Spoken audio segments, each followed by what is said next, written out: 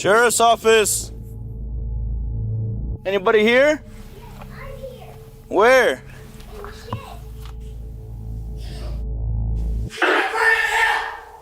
This is where's the header? It's, A poop bucket. and there's no way for her to get out, huh? No. Today's one of the oddest days. It's been at 102, 103, today's 104. Yeah, dude, it was bad. There's no running water, nothing, huh? No. She steals food, and how much can you feed a kid? I don't play games. You tell me how she got in that shed. A deputy's voice cuts through the stillness. Sheriff's office, anybody here? At first, there's nothing, just oppressive heat pressing down on a cluttered property in rural New Mexico, furniture and equipment scattered under the sun. Then a small voice answers from somewhere it shouldn't. Yes, I'm here. The deputy pauses, scanning the lot, and asks the only question that makes sense. Where? The answer is immediate and chilling. In the shed. In that instant, one disturbing question takes over everything else. How does a 6-year-old child end up locked inside a shed, alone, in triple-digit heat, and why does she sound like this is normal? The call to the Luna County Sheriff's Department comes after a man reports something he says he stumbled onto by accident. He had gone to the property because he was working on a vehicle for the homeowner. When he arrived, he started calling out for the man. He believed the man's name was Bruce, but no one answered. Then, from inside a structure on the property, a child's voice called back. The man walked closer to what looked like a metal shed or barn and realized the voice was coming from inside. He couldn't ignore it, so he contacted law enforcement. A deputy drives out to the address to check the report. The property looks neglected and chaotic, but oddly quiet. No adults outside, no clear signs of activity. The deputy calls out again. Sheriff's office. Anybody here? He repeats it while moving closer to a foreboding structure that seems to absorb the sunlight rather than reflect it. Then he hears her again. Yes, I'm here. The deputy's tone tightens. Where? And the child answers, in the shed. I can see you from right this window. As he steps closer, he spots her through the window, small, calm, and composed in a way that doesn't match the situation at all. He greets her gently. Oh, hi, she replies. Hi. He asks if she's okay. She says yes, but the more he asks, the more the pieces don't fit. He tries to understand the basics. How old are you? 6. Where are your parents at? The child doesn't give a clear location, and the deputy quickly shifts to the urgent problem, getting her out. He asks if she can come over, how the door opens, where he can get in. The child points him toward a hole, but the deputy can see it's not a realistic way for him, or for her, to climb through safely. There's no obvious access point, no easy entry, and no clear way out. So the deputy focuses on information and immediate safety. He asks if she has a phone for her parents. I don't have a phone. He asks about bruises he was told she had, and she says she fell. The ground, she explains. The deputy keeps his voice steady, but his concern escalates when he asks about the conditions inside. Do you have air conditioning in there? Do you have water? No. The child is in a sealed space during extreme heat, with no water. Whatever this is, it's not a misunderstanding. The deputy calls for backup, fire and rescue, and the state's Children, Youth, and Families Department. He reports what the child told him. Her parents left her and went into town. He returns to the shed and stays close, keeping her talking so she doesn't feel abandoned again. He tells her help is coming. Then he asks what no child should ever have to answer. Are you thirsty? She admits she is. Do you have water in there? No. Are you hungry? The deputy promises to get her food and water. Then he asks if her parents always leave her alone. The child answers with a sentence that sounds like a rule she's learned the hard way. Only when you're bad, that one line changes the entire mood. It doesn't sound like a one-time emergency. It sounds like a pattern. When backup arrives, deputies test the structure and confirm it's secured in a way that keeps someone inside. They can't find a clean entry point, so they begin forcing access, pulling away part of the exterior until they can open enough space to reach the child. Once they create an opening, they call to her. We're coming to get you, baby. Come on out. They ask if anyone else is inside. No, just her. They guide her out quickly and hand her to EMTs, urging that she be taken to the ambulance immediately. The deputies then step inside to document what they've just found. The shed is sparse and stifling. There's no running water, no proper bathroom. What they do find is a bucket used for human waste. There's a mattress and little else. No real bedding, no comfort, no basic care, and the most important detail, there is no practical way for the child to get out on her own. Outside, EMTs assess the girl's condition. She says she isn't hurt, but they notice injuries and ask about her eye. She repeats that she fell and says it happened yesterday. They see bruising and swelling in other areas, and again, she says she fell. At one point, she mentions bleeding from her head. When asked how long she was in the shed, she says an hour. But even on scene, responders suspect that estimate is far too low, either because she doesn't understand time or because she's been conditioned to minimize what's happening to her. While the child is being treated, a woman arrives at the property, Samantha. Deputies confirm her identity and immediately detain her. She asks what's going on and tries to delay, asking if they can wait for her husband to arrive. Deputies refuse. Samantha is placed into a patrol vehicle, still insisting she doesn't understand why this is happening. Deputies then focus on a second child in Samantha's car, a 2-year-old girl, Millie. The heat is intense, over 100 degrees, and they move Millie into an air-conditioned patrol truck, giving her water. The contrast is stark. One child is rushed into cold air and hydration, while another was just pulled from a locked shed with no water and a waste bucket. In the patrol vehicle, Samantha starts talking quickly, offering a defense before she's even told the full allegations. She insists the 6-year-old wasn't even supposed to be here, claiming she was supposed to be at a friend's house. Deputies ask why she wasn't. Samantha says she doesn't know, and says that when she left earlier, the child was over there. But investigators will later zero in on a revealing detail. Samantha mentions the shed without being prompted, referencing it as locked earlier. It's the kind of statement that suggests someone is already thinking about what law enforcement might discover. Then Samantha's husband arrives, Bruce. At first, he appears calm and cooperative, answering basic questions and allowing deputies to detain him. But as the situation develops and as he realizes the children are being removed from the home, his tone changes. He starts insisting deputies aren't taking my girl, threatens to sue, and claims they can't arrest him. It's a rapid shift, outward calm to anger when control starts slipping away. As deputies manage the scene, Samantha complains about the heat and asks officers to care for the family dog, noting there is air conditioning, food, and water for the dog inside a trailer. One deputy repeats the point out loud, and it lands with uncomfortable clarity. There was air, food, and water for the dog, but the 6-year-old had been inside a shed without any of that. Around the same time, Bruce says something that shocks the deputies for its coldness. He tells them to take the 6-year-old and keep her because he doesn't want her here no more. He calls her a problem, says she isn't a good influence on his 2-year-old, and insists his toddler is sweet and innocent.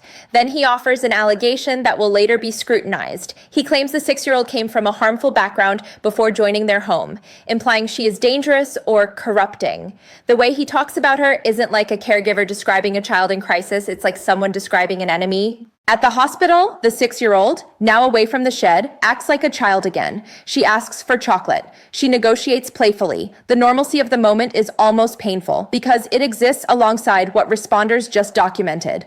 Meanwhile, Bruce is taken to the station and placed in a holding cell. His anger increases. He demands answers and claims he has a right to know why he's being held. He insists he can't have done anything wrong. But the intensity isn't about facts. It's about losing control. Samantha, too, is brought to the station. Before that, at the hospital, she says goodbye to her 2-year-old, promising she'll come get her. Then she is placed in a cell at the sheriff's office near Bruce. The two speak to each other through the wall, trying to understand what's happening, and it seems trying to manage what will be said next. Bruce becomes increasingly volatile. At one point, he suddenly claims he's having a stroke. Deputies respond immediately and call medical staff. Medics arrive and assess him, but soon he reframes it as an anxiety attack, and his agitation returns. The sequence creates a familiar pattern investigators often recognize: escalation, then a medical or emotional claim that interrupts the moment, then another escalation once the pressure eases. Detectives begin with Samantha. She repeats her earlier claim that the 6-year-old was supposed to be at a friend's house. Detectives confront her with what they know. The child was not with them when they went to town. She was left at the home. Samantha denies knowing about that, then says something that shifts the entire interview. She says that when she left in the morning, the shed was locked.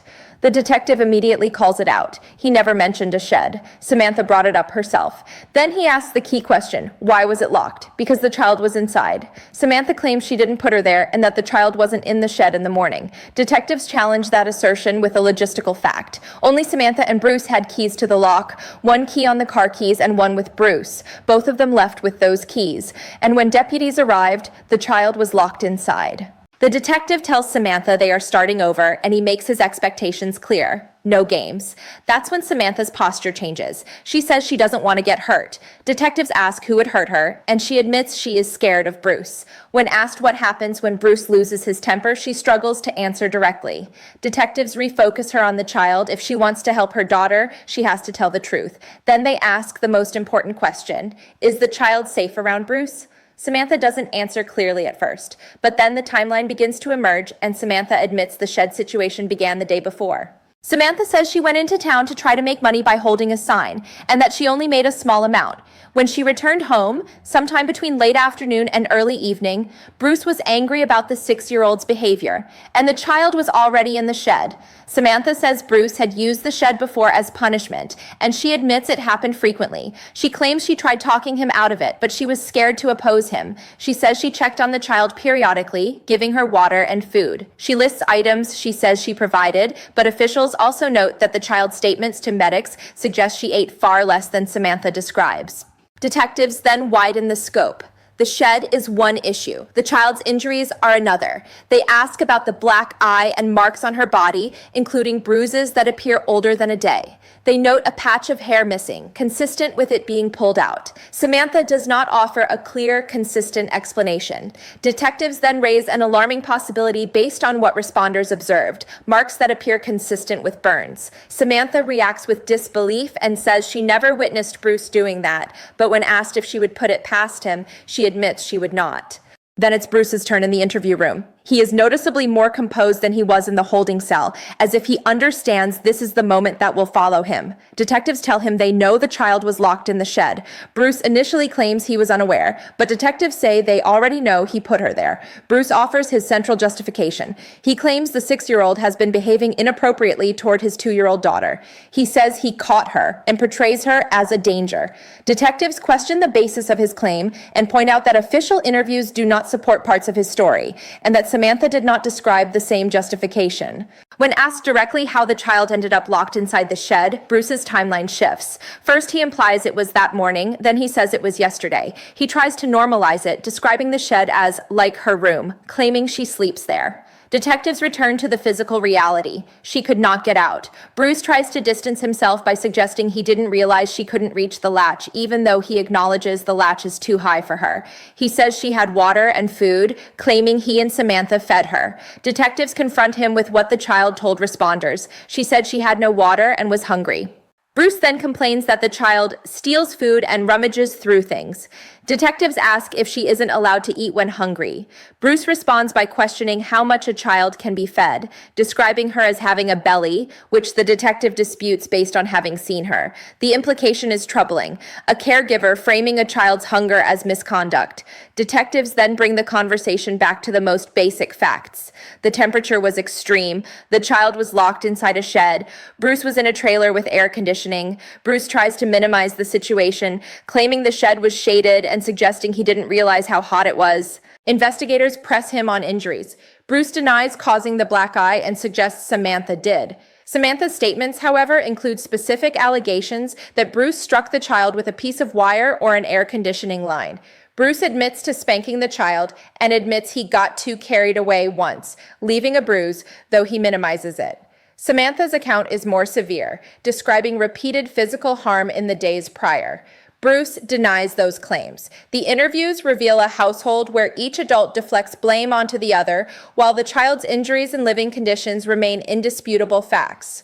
Detectives then confront Samantha with the question that becomes central in cases like this. Why didn't you leave? Why didn't you take the child to the hospital earlier? Samantha says she wanted to, but claims she was terrified of Bruce and feared what he would do if she sought help. She also alleges Bruce tried to shoot her in the past. Investigators tell her there are domestic violence services available, including shelter and support. Samantha says she had a friend who offered a safe place if things got bad, but she still didn't leave before this moment. Fear may explain behavior, but investigators still have to address responsibility, especially when a child is involved. In the end, both adults are arrested. Samantha is charged with abuse of a child, and her case remains ongoing. Bruce is charged with multiple offenses, including child abuse-related counts and false imprisonment-related counts, and he pleads not guilty. The district attorney states both are held without bond while awaiting trial. Both children are placed in protective custody. And still, the shed remains the haunting centerpiece of the case, not just because of what it was, but because of what it represented. A punishment space, a place of isolation, a place where basic needs could be withheld, a space designed so a child could be placed inside and kept there. The most unsettling detail isn't even the lock or the heat or the bucket, it's that the 6-year-old responded to the situation as if it followed rules she understood. Only when you're bad. That single sentence suggests a pattern that existed long before deputies arrived, raising the one question that lingers long after the arrests. How many times did she have to endure it before someone finally came looking?